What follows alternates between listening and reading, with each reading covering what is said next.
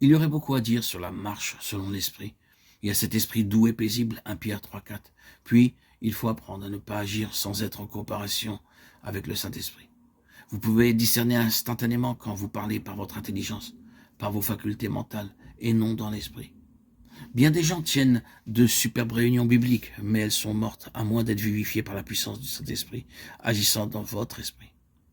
Vous pouvez écouter les appels les plus chaleureux, les vérités les plus belles, toutes vraies mais impuissantes.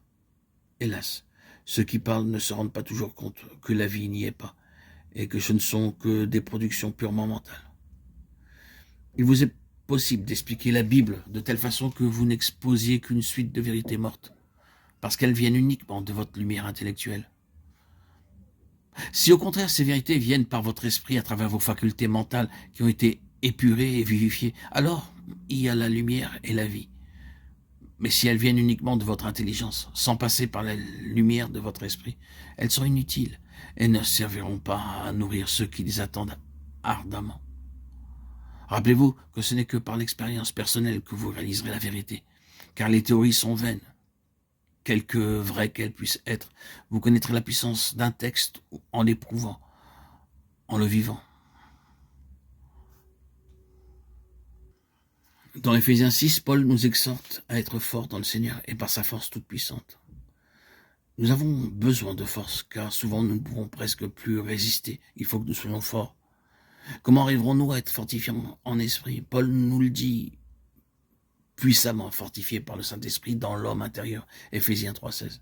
C'est le Saint-Esprit, l'Esprit qui ressuscite à Jésus d'entre les morts. Ce même Esprit qui est dans notre esprit pour nous fortifier puissamment dans l'homme intérieur, qui vivifiera aussi nos corps mortels par son Esprit demeurant en nous.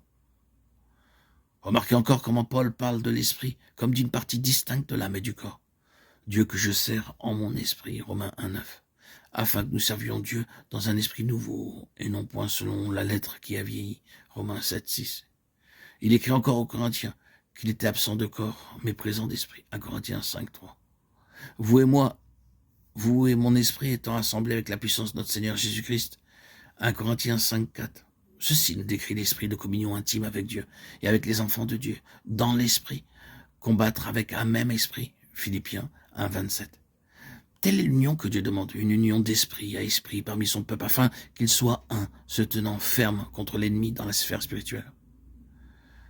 Vous verrez toujours parmi ceux qui vivent dans ce degré de la vie spirituelle une merveilleuse unité d'esprit, même s'ils habitent aux extrémités de la terre. Ils se rencontrent et ils se connaissent qu'ils ne se soient jamais vus auparavant. Il y a une parfaite unité d'esprit entre eux, afin que tous ne soient qu'un, comme toi, ô Père, tu es en moi, et que je suis en toi. Jean 17, 21.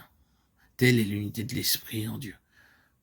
Paul écrivait « Je n'eus point l'esprit en repos parce que je n'y trouvais pas Tite et mon frère » de Corinthiens 2,3.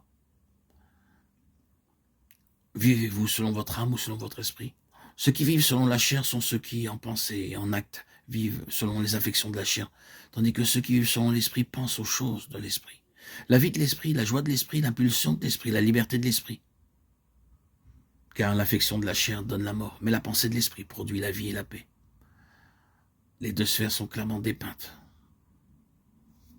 Dans ce verset, l'âme dominée par la chair, la sphère terrestre, ou bien l'âme dominée par l'esprit, la sphère céleste. Soyez renouvelés dans l'esprit de votre entendement. Éphésiens 4, 23 dit Paul.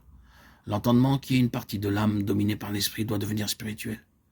Il y aura une âme spirituelle et une âme charnelle. L'âme spirituelle pleine de sagesse est seule ouverte aux pensées de Dieu. Que Dieu nous enseigne ce que c'est que d'avoir une âme renouvelée, une âme spirituelle purifiée et dominée par l'esprit et non par la puissance charnelle. Une âme capable de penser sagement et clairement les pensées de Dieu. Vous ne comprendrez ce que nous venons de dire que sur la différence entre l'âme et l'esprit qu'en l'expérimentant et en demandant au Saint-Esprit de vous faire reconnaître et discerner ce qui vient de l'un et de l'autre.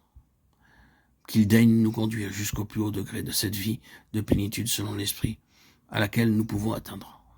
Louons Dieu, louons notre Seigneur. Béni sois-tu, Seigneur Jésus. Gloire à Dieu au plus haut des cieux et paix sur la terre aux hommes qu'il aime. À toi, Seigneur, tout honneur, toute gloire pour les siècles des siècles. Alléluia. Amen.